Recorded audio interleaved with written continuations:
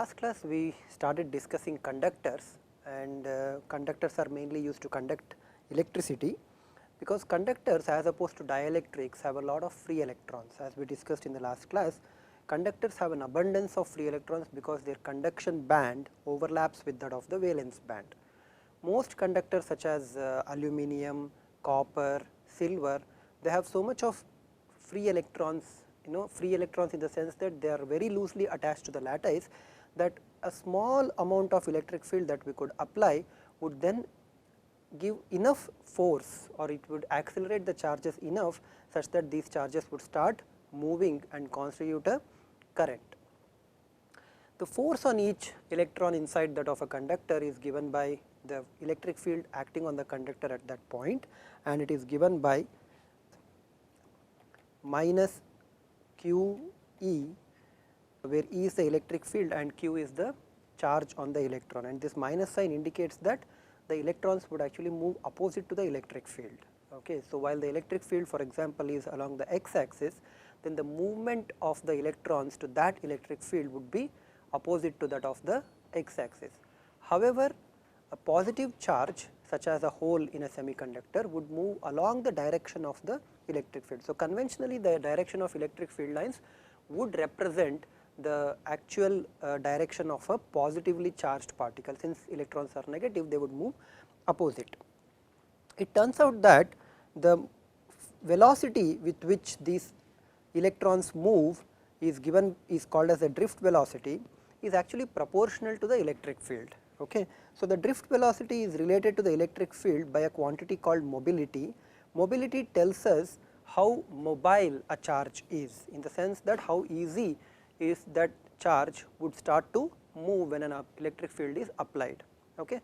Compared to holes, which you would read in a semiconductor device physics courses, the mobility of electrons is much higher.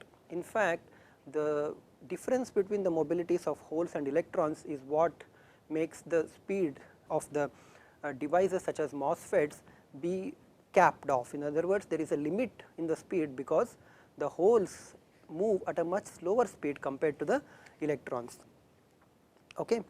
And one can actually use this drift velocity, substitute this in the expression for the current density. We know that the current density is related to the electric field as the velocity charge density rho v times electric field. Okay. And you can see that this charge density at any point will be given by n q mu. I am writing this for the case of an electron, and I am not really using the minus sign. You just have to remember that electrons move against the field, and however their current would actually be considered in the direction opposite to the electron movement. So, the conventional current flows from left to right, for example, as the electrons would move from right to left. Okay. So, I am not writing the minus sign, but you have to mentally understand that the quantities would be negative wherever appropriate. Okay. So, when you are considering electron flow, you have to use the appropriate minus signs here. Okay. So, the current density J is related to the electric field by this expression, okay, where the charge density is given by, this is rho into V, yeah. So, this is rho V. So, charge n is the number of electrons per unit volume, q is the charge, therefore, this corresponds to charge per unit volume, and mu being the mobility of the electron would tell how quickly or how fast this electron is moving. Okay.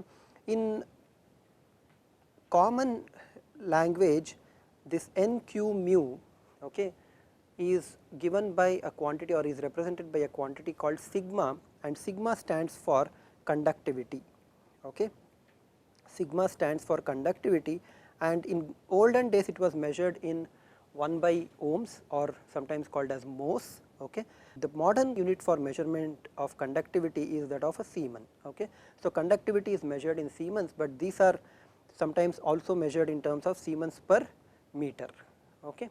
So, conductivity or conductance is measured in Siemens, and sometimes they are also measured in Siemens per meter when you are considering the appropriate quantities over here.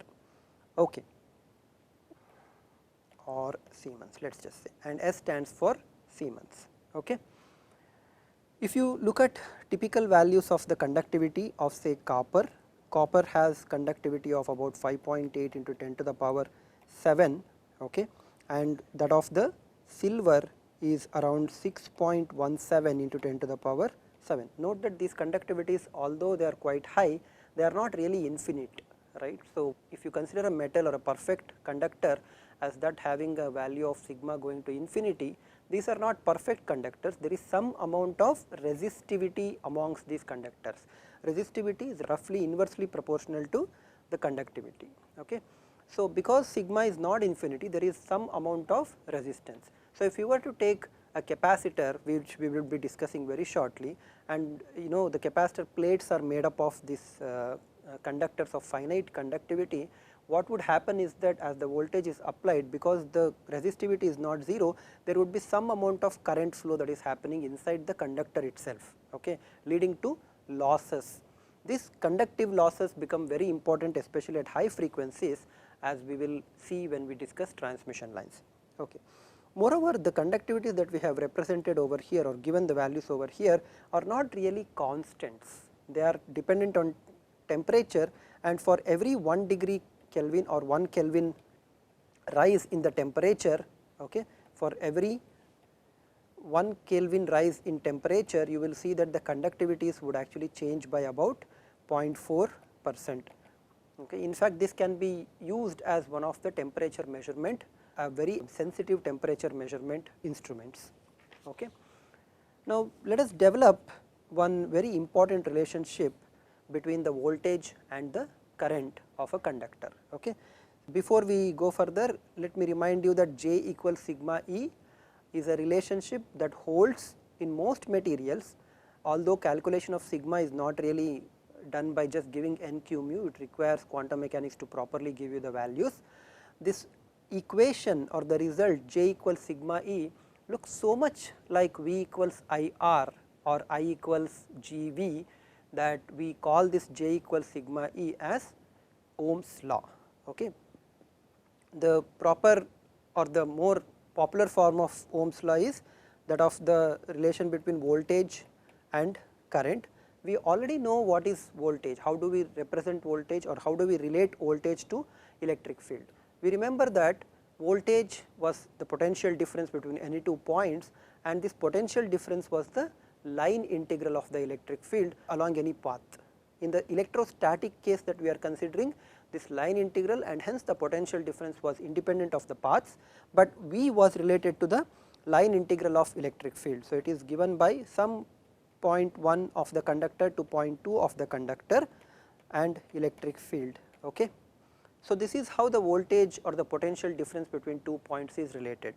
We also know how to relate current to J, because current is J into S. I am not writing the integral relationship, but the essential idea is that you take a surface which has to be open, not closed. Okay. So, you take a surface and how are the J field lines coming out of the surface and integrate those J fields over the surface, okay, because it could happen that the surface you are considering will be at an angle with respect to the J field lines. So, in that case what will happen is I will be equal to integral of J dot ds. However, if J and S are aligned perpendicularly in the sense that surface is perpendicular to the J field lines, then the current through that open surface will be equal to J into S. Okay. Consider this scenario in which I am considering a piece of conductor of certain length L. Okay. Of course, this must be a uniform conductor, but the drawing might not really represent this. Okay. So, I can say this is bad diagram, but represents uniform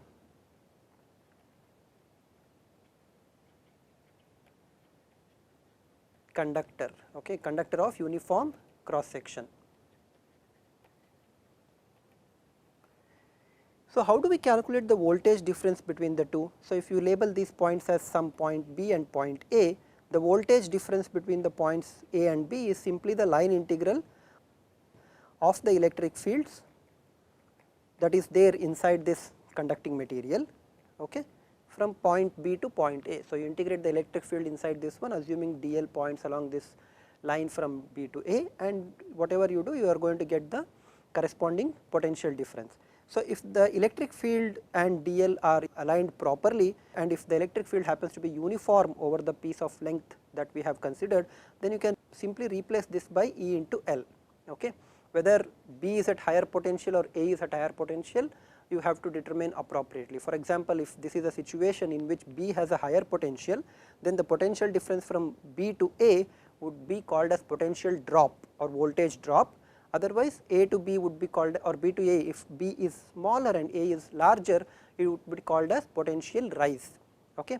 In a typical circuit element of a resistor that we consider, we assume a potential drop and a current that is flowing in, right. So, if you assume that the current I is flowing in and the potential drop is V, the relationship between V and I is the resistance, or the ratio of V by I is the resistance. So, the potential difference or the potential drop, let us assume, is given by E into L, and the current I will be J into S, where S is the cross section of this open surface that you are looking at. So, if the J field lines are there, then the current through this piece of material will be J into S. Let us also assume that these quantities are uniform.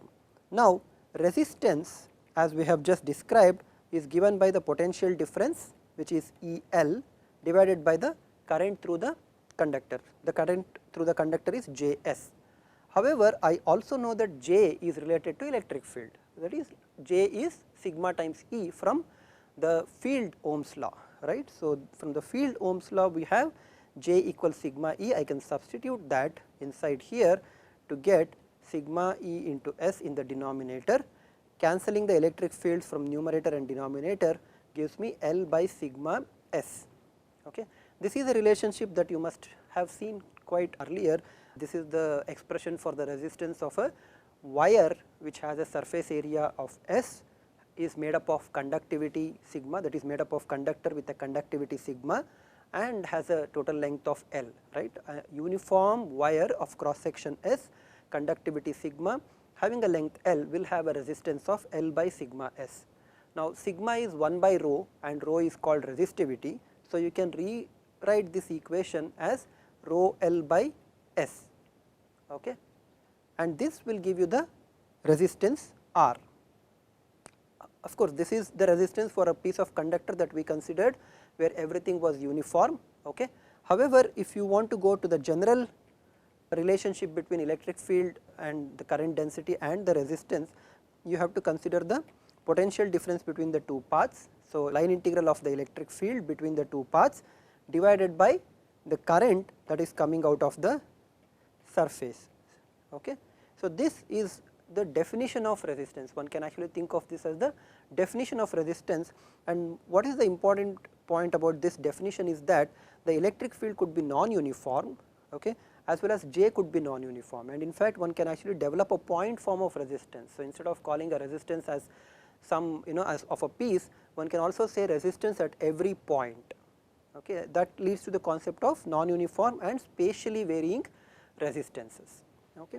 Of course, in order to get these non-uniform and spatially varying resistances, you need the electric field and the J fields to be varying, or they be non-uniform as well. Okay. All right. So, let us close the discussion on conductors by looking at the boundary conditions. Okay. For now, let us look at boundary conditions for the D field and E field. We will not touch the boundary condition for the J field, because I want to keep the boundary condition for current when we have also discussed the magnetic fields. Okay. So, right now I do not want to clutter our boundary conditions by talking about J fields, although for a very simplified case you can see that J field has to be continuous across the surface. Okay. Now, before we talk about boundary conditions, here is something that we want to ask. Let us take a piece of metal, okay, or a piece of conductor, metal of course being a conductor, and let us place some charges inside. Okay. Let us place some charges in the body of the conductor. What do you expect to happen? Now, what happens is that these charges which are placed inside the conducting body would rearrange themselves or migrate in such a way that the charges would actually appear on the surface. Okay. Of course, as we have already discussed, it is not necessary that these are the same charges that would appear on the surface, right. So, we discussed this fact that when you take the current and the electrons are flowing, it is not necessarily that the first electron would be the one that is actually coming out of a particular piece of conductor that you are considering, right.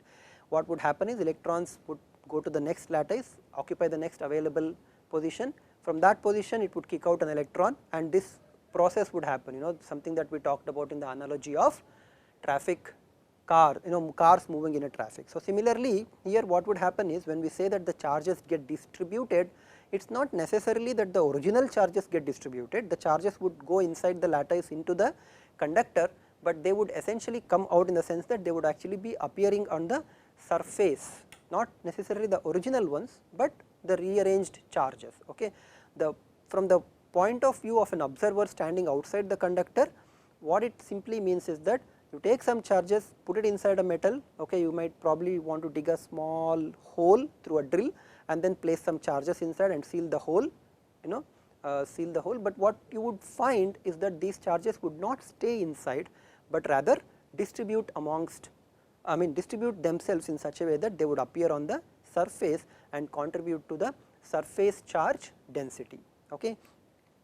So, no charge which is placed inside the conductor body would remain there, and all the charges would appear on the surface. Okay. In such a way that these charges do not just appear randomly, okay. These charges would appear in such a way that there is no electric field inside the conductor. Okay. This is a very crucial result that you need to remember. Okay. Even a moderately conducting material would have very negligible amount of electric field. Okay. So, electric field inside this is a property of the conductor. One cannot really define this or derive this condition, it is essentially the nature of a conducting material. You might of course ask, how much time would it take for these charges which are placed inside to come or be visible on the surface, or they get distributed onto the surface, and this time is what is called as relaxation time. Okay. And relaxation time for charges is around 10 to the power minus 19 to 10 to the power minus 18 seconds. Okay. This relaxation time is so short that in a matter of less than attoseconds, that is 10 to the power minus 18 seconds, the charges would all be moved and would be placed on the surface. Again remember, it is not the original charges which are moving, okay, because you can calculate and see that the velocity required would be very high. It is the effective charge that appears on the outside. Okay. Now, when such a thing happens, right, if you go back to the metal, there are certain charges available on the surface. Okay. I am indicating only a few charges, but you should imagine that there is actually a layer of charges here. So, there is a surface charge layer that is surrounding, in the sense that they are just below the conducting surface. Of course, they cannot just leave the conductor. There is a very interesting reason why they cannot leave, but something that we will not be talking about it. Suffice to say that the conductors are, although we are drawing them as attaching on the outside of the surface, they are not leaving the surface, they are just below the conducting surface, okay, but they are essentially surface charges. Okay. They are occupying very small distances, but they are just below the conducting surfaces. Now, if you ask what is the electric field inside, obviously the electric field inside is 0. What is the D field inside? D field inside is also 0. Why? Consider this interior surface that I have drawn. Obviously, this surface does not enclose any charge. So, if you want to ask for what is the internal D field from Gauss's law, you see that dI dot ds over the interior surface Si will be equal to 0, okay, and this implies that dI will also be equal to 0. We also have seen that the E field is 0. Okay. Now, we are good to go with boundary condition. Consider free space or a dielectric, okay, and then consider one conductor here. Okay. We know that charges, if at all they are placed, they would be available on the surface of the conductor, forming a surface layer of charges. Okay. Now, to obtain the boundary condition for D and E, we follow the procedure that we adopted in the last class for dielectrics. So, you first imagine that there is a path here which has a certain width, okay, and a certain height. The path is traversed in a particular direction satisfying the right hand rule. The path has a height delta h and a width delta w. Okay. Now, apply the electric field, the line integral around this path. So, if you apply the line integral around this path, what you find is integral of E dot dl, right, which must be equal to 0, the line integral for this path that we have shown here will be E tangential in the conductor, okay, times delta W minus E tangential outside the conductor. So, let us call this as the free space tangential electric field times delta W plus some terms that would be multiplied by delta H, that is the normal components of the electric field multiplied by delta H. This entire thing will be equal to 0. As before, take the limit of delta H going to 0. If you take the limit of delta H going to 0, then these terms with delta H cancel and you are left with tangential electric field inside the conductor delta W minus tangential electric field with the free space delta W, that should be equal to 0.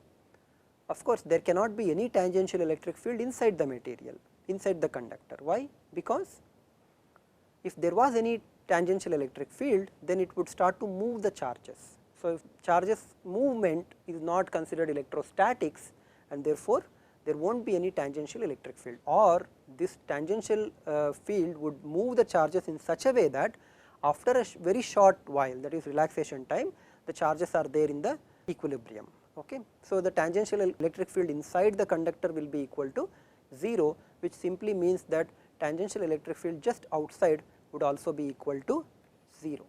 Okay. So, the electric field tangential component both inside the conductor as well as on outside the conductor will be equal to 0, and this is the continuity for the tangential electric field.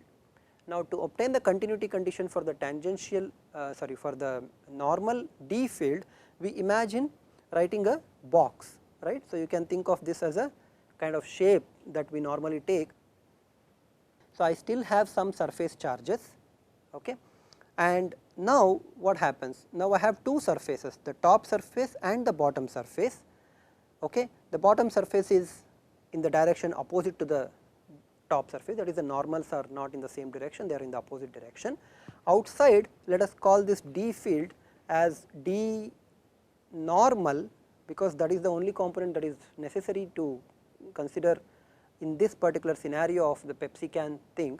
So, D normal and in the free space, right. So, D normal free space, and the D field in the conductor will be D normal in the conductor.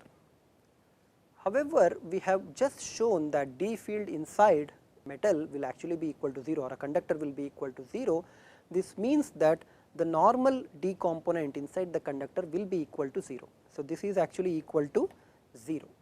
So, if you leave this component out, what you have is D normal free space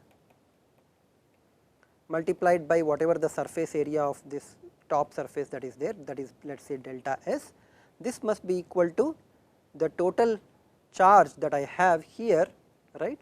So, that must be equal to volume charge density rho v delta S delta H, that should be the total charge that is contained. And of course, as delta H goes to 0, this becomes rho S, okay.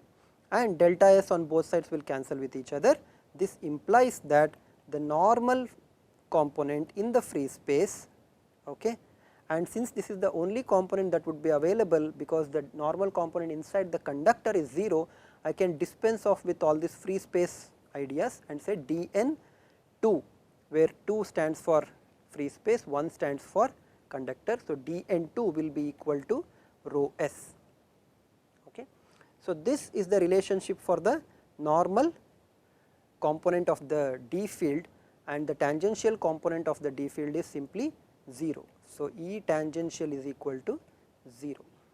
Okay.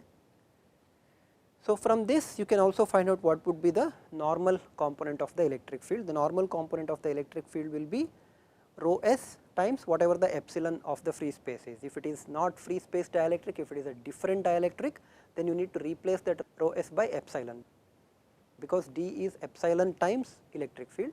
So, the normal component D will be equal to rho S, and normal component of the electric field En2 will be rho S by epsilon, right. So, this simply implies that En2 is equal to rho S by epsilon, where epsilon is that of the dielectric that surrounds the conductor. Okay. All right. Now, we summarize what we have learnt about the conductor. For a conductor, okay, let me write down these 3 points. Okay. Conductors have no internal fields, that is, have no electric fields inside. E is equal to 0. They also do not have D field. Okay. So, essentially they do not have any field inside that of the material. Okay. The fields, that is D fields or the electric fields, are always normal to conductor. Okay. The fields are always normal to the conductor. If there is any external field that is applied to the metal, it will induce charges on the conductor surface